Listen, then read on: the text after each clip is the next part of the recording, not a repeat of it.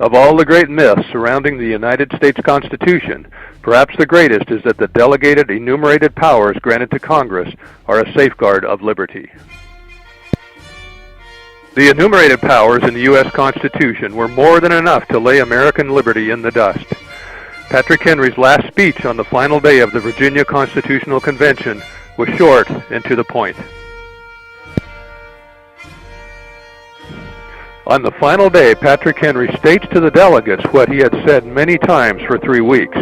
The delegated powers in the proposed United States Constitution would wipe out their hard-fought liberties.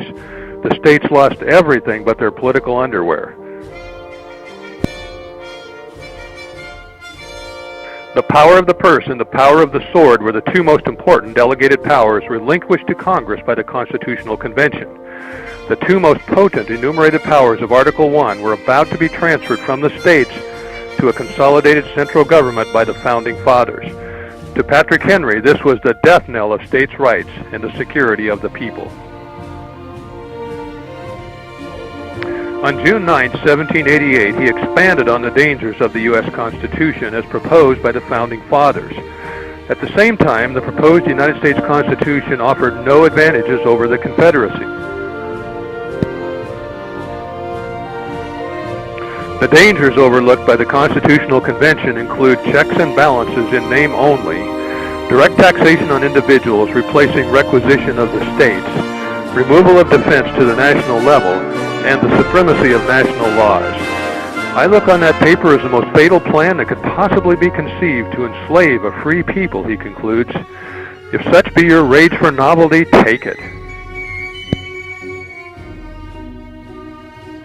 He warned that Congress, quote, may keep armies continually on foot. This unlimited authority is a most dangerous power. Its principles are despotic, end quote.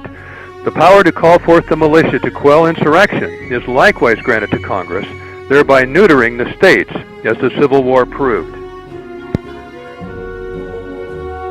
He pointed out the inconsistency of those Founding Fathers who argued that the proposed U.S. Constitution was adequate as it stood, but granted the need for amendment later. Another of the enumerated powers granted by the Constitutional Convention that the anti-federalists condemned was the Treaty Clause. This dangerous provision made treaties with foreign powers superior to the U.S. Constitution and the state constitution. And Patrick Henry laid bare the one great defect in his political thinking. Quote, the great and direct end of government is liberty, he declared. Secure our liberty and privileges, and the end of government is answered, end quote.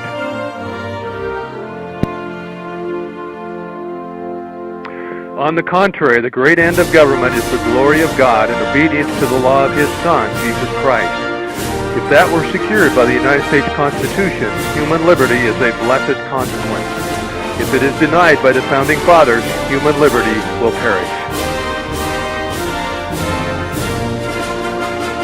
At historymythbusters.wordpress.com, you get the story behind